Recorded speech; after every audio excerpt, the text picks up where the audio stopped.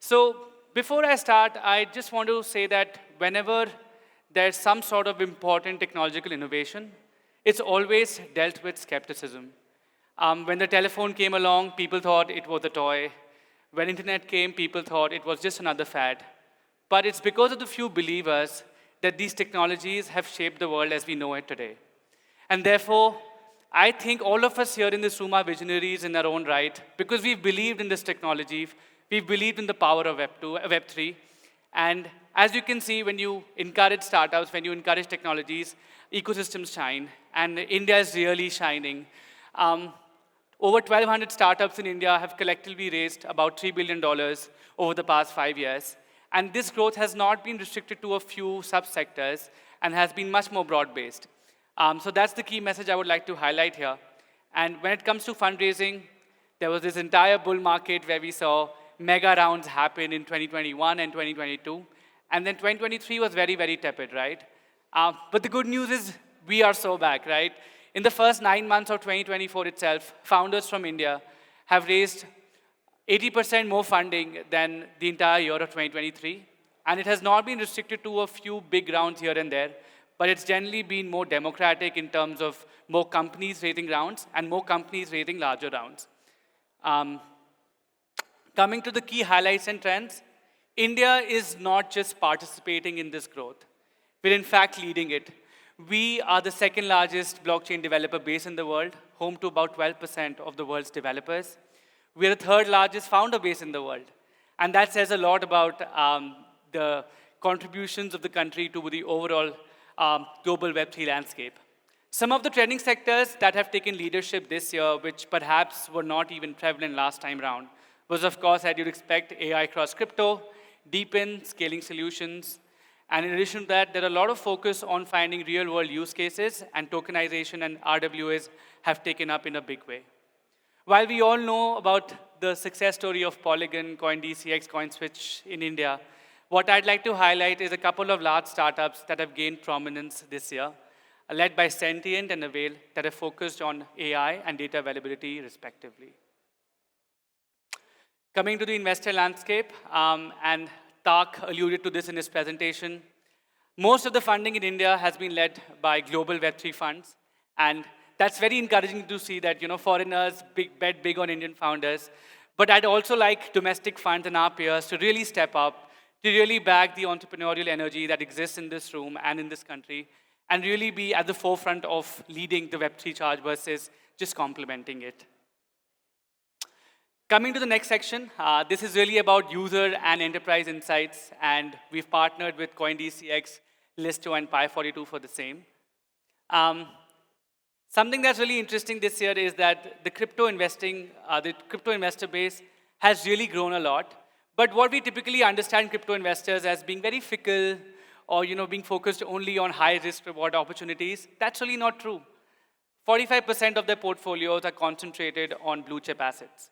And while there is potential to sort of increase exposure to other emerging themes, and this year meme coins were a big focus, almost 5 times the growth was recorded in meme coins over the industry average. But what really stands out to me personally is that frontier regions are leading this charge. You would never expect the northeastern part of our country to lead adoption on a per capita basis in most mainstream sectors. But that's what the data shows us, that on a per capita basis, states like Sikkim, Meghalaya, Manipur, Mizoram, they're all leading the charge when it comes to crypto investor adoption. 2024, like I mentioned to you, we are so back. The combined growth in 2024 has been much higher than the combined new growth in 2022 and 2023. And while Gen Zs and the younger investor base are a huge target audience for the crypto industry, what is important is to know that mature investors also play their own part because they are 3 times larger in terms of exposure and are a key critical demographic when it comes to profitability and scale for the industry as a whole. And therefore, I would say this is a mature, multi-generational market taking shape right before our eyes. A new category we added this year was on a new product called Futures. So crypto futures adoption in India is again huge. And again, futures associated with risk, irresponsible behavior. But you'd be surprised to know that despite the fact that 66% of the traders here are below the age of 35. Almost 60% of them use stop loss, which is sort of a risk management strategy. And the Indian crypto futures trader extremely engaged. 45% of them trade on a daily basis. They use about 11 to 20x leverage, unlike the degens of 100x sort of characteristic. But India remains a low-ticket market. More than 95% of trades in India are still below 1,000 rupees or $12. Coming to India's Web3 gaming adoption, gaming, as we know, is going to be huge over the next 5 years. Will reach about $9 billion. But Web3 gamers are going to be part of this growth story. And I think they're going to be a key demographic for both Web2 and Web3 games. And the reason for that is their huge wallet spend. So Web3 gamers spend almost double the amount of Web2 gamers, reaching $220 annually. And they also have the highest number of power users, right? Web3 gamers are 38% more likely to spend more than $500 a year on gaming. And that's huge when you put it into context. Again, the younger generation leads the charge here. But what is interesting is that people are trying Web3 games now. Almost 38% of Web2 gamers have, in fact, tried a Web3 game. And 60% of them have actually stayed on. And therefore, this is not adoption. This is retention. This isn't just growth. It's a whole fundamental shift in the way in which Indians interact with gaming and they spend with gaming. Coming to on-chain metrics, India has been a leader for a while. They've outperformed several large developed markets on almost every parameter possible. And what is key to understand is that India has, in this year itself, received about $150 billion on-chain. And we would expect India to outperform its developing market peers, but it's way ahead when it comes to some of these parameters to the developed economies too. Coming to the enterprise and public and private entity adoption, the government has been very, very active. They've digitized about 84 million records across 20 divisions, 6 products, 7 states, and 3 central government organizations. And the Vishwasya stack with products like Pramanik and NBF Lite highlight a growing and a more maturing framework for blockchain in India. We're all aware of the CBDC trial that had taken place. It was very, very successful. It encompassed about 5 million users with 16 banks participating across use cases such as land registry, digital certification, and of course, supply chain management. The private sector is not far behind. We recently had the launch of the Finternet, which basically creates a unified ledger for banks, asset managers, companies across new use cases, including carbon credits, deposits, tokenization of previously illiquid assets. But I'll let a future speaker, Siddharth, talk about this more in his keynote. And some of the existing more well-known private entities currently, such as Flipkart and Shemaroo, are using blockchain for use cases across commerce and entertainment. Coming to, I think, arguably the most important diaspora or contributors to India's Web3 growth story are developers. And these insights have been brought to you by DevFolio. So India's contribution to open source is fantastic. The growth this year itself on an absolute basis is 3 times any other country.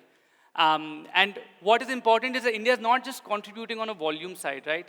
The contributions of the Indian community is very, very qualitatively high. So 45% of them are actually core contributors. And that's the key message to take, that in the open source world in the future, India is going to be shaping and leading it. Tak alluded to this in his presentation. Most major ecosystems all have a significant presence in India. They have dedicated resources for India. They have dedicated budgets for India, just because of the opportunity set here. And major Web3 communities have been taking a lot of efforts, both focused on grassroots initiatives such as hackathons, demo days, industry mixers, to actually bring up the ecosystem forward, because we do see much less participation from mainstream financial investors than we would have liked. While the developer demography is extremely young, almost 85% of the developers in India are below the age of 27. But this is exactly the opportunity, right? Their skills, their experience, this is going to be shaping the future. And that's why for all L1s, L2s out there, you cannot miss India. Something that we love, which is healthy market competition. Solana, Polygon, Ethereum were top of mind, say, 2 years, and people would not even know the name of a fourth chain.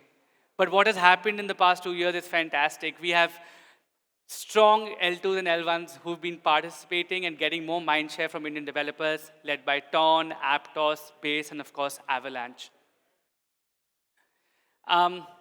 Something that we're all aware of has been, a point of discussion is India's regulatory landscape. I'd like to thank our partners at TriLegal for helping us come up with some of these insights.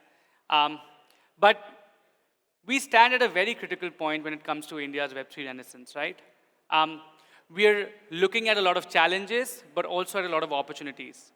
While there's genuine concern about digital assets disrupting our traditional financial controls and stability, our regulatory folks have always looked at the industry with a lot of skepticism, negativity, I would say.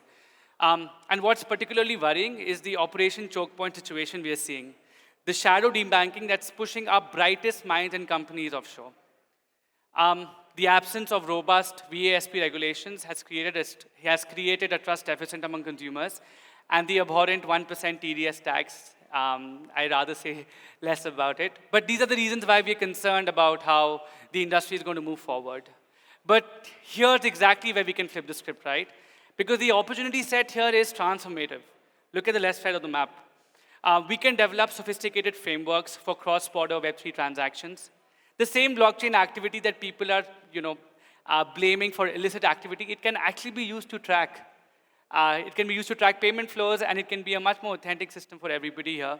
We can enable proper banking access and introduce safe harbor frameworks. And we can position India as a true leader in global Web3 advocacy, policy, and position it as a global Web3 hub. It's very important to have robust VASP regulations to build trust, and also optimizing our tax regime to boost investor participation. Most importantly, we must align with what's happening all over the globe.